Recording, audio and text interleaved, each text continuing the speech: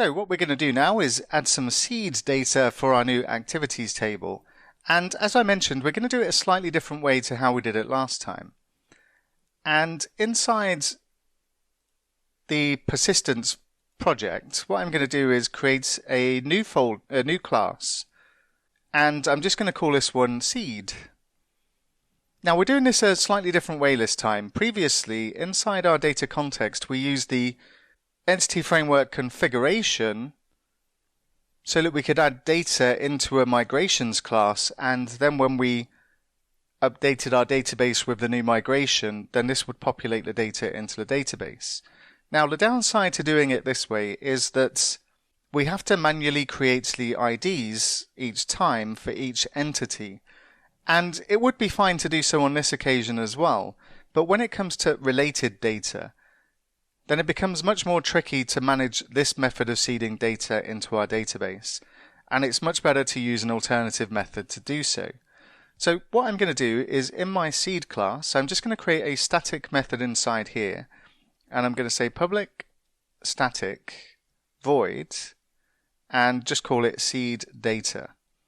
And in this particular method, we're going to pass as a parameter our data context so that we can make use of this.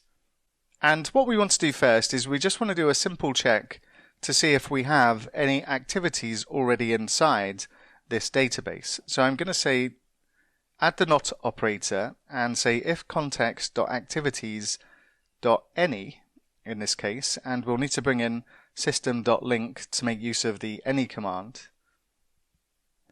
So we're only going to execute what's inside this if statement if we don't already have any activities in our database. And if we don't have any activities, then what we're going to do is say var activities equals a new list of activity. And we'll need to bring in system collections generic to make use of list, and also the domain to make use of our activity entity. And inside here, what we're going to do is basically create several new activities. Now, what we're going to do here doesn't require any brain power at all. It's just really creating a bunch of different activities, and we need several of them so that we've got some data to work with. Now, when it comes to things that don't require much brain power, but it does require quite a significant amount of typing, then I do have some snippets available that we can use to save ourselves a bit of time here. So if you open up the course assets folder, you'll see inside here I've got some reactivities.code-snippets, and these will work with VS Code. Now if you're not using VS Code, I've also got the same thing just as a text file, and if you open this, then this is effectively the same thing, but it's just in a text file, and you'll be able to find the snippet we're using based on the code that I'm using to access the particular snippet. Now, if you are using VS Code, all we want to do here is just drop the reactivities code snippets inside our .vs code folder, and then we'll have access to these whenever we need them. Now, like I say, if you are not using VS Code, I do have these snippets available as a text file as well. So whatever prefix I'm using, you'll be able to see the same prefix, and then it's just a case of copying the code into your clipboard and then pasting it in manually. But if you're using VS Code, then you'll just be able to use the prefix to drop in the code that I'm demonstrating as I'm doing now. So now that we have the snippets available, what I'm going to do is just type in s_3.3, and this is going to bring in a bunch of different activities, and 10 of them in total, that we can make use of in our application. And we'll just need to bring in date time, so I'm going to bring in using system. And each activity is going to be given a different date, as a couple in the past, and the rest are all in the future. And none of these have an ID, so I'm going to let SQLite or Entity Framework generate this particular ID for each of these activities, and it will be created as a GUID, and we'll see this very shortly. So below our new list of activities, and I'll just close this one off with a semicolon, and we still want to be inside the if statement here. And if I look at this particular bracket and scroll on up, then we can see that I'm still inside this particular if statement. And what we want to do from here is we want to say context activities dot add range and then activities.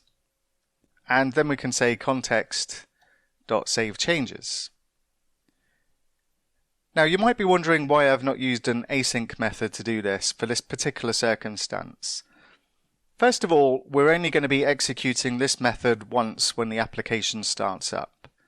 And there's going to be no user requests that come in to execute this particular method. So there's actually no real need for this to be an async method at all.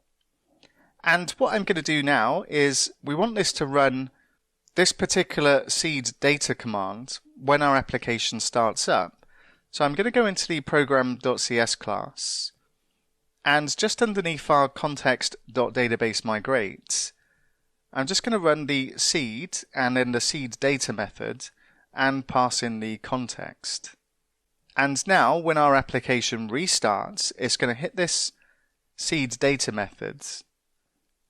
And then if we don't have any activities in our database, and we don't at this moment, then it's going to add all of these activities in there.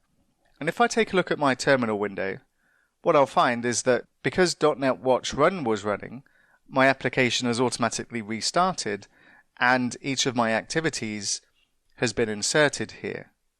And if we go and take a look at Solution Explorer and we take a look at SQLite Explorer and I just show the table for activities, then we should see that we now have our 10 activities added to our database. Now, please don't worry about what we see in this ID column.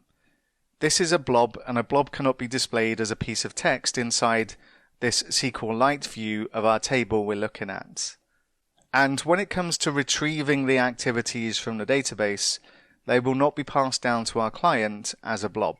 They're going to be passed down as a string, which is going to be a GUID. And SQLite doesn't have any support for GUIDs, and that's why we see them being stored as blobs. So now we have some data to work with. We've got our activity entity in place. What we need to do next is now start looking at how we can handle the CRUD methods we need so that when we send a request up to our API endpoints, we have the ability to create, read, update, etc. And now we're going to introduce the main pattern we're going to be using to do this. And before implementing this, I just want to talk about what we're doing, why we're doing it, and how it's going to work.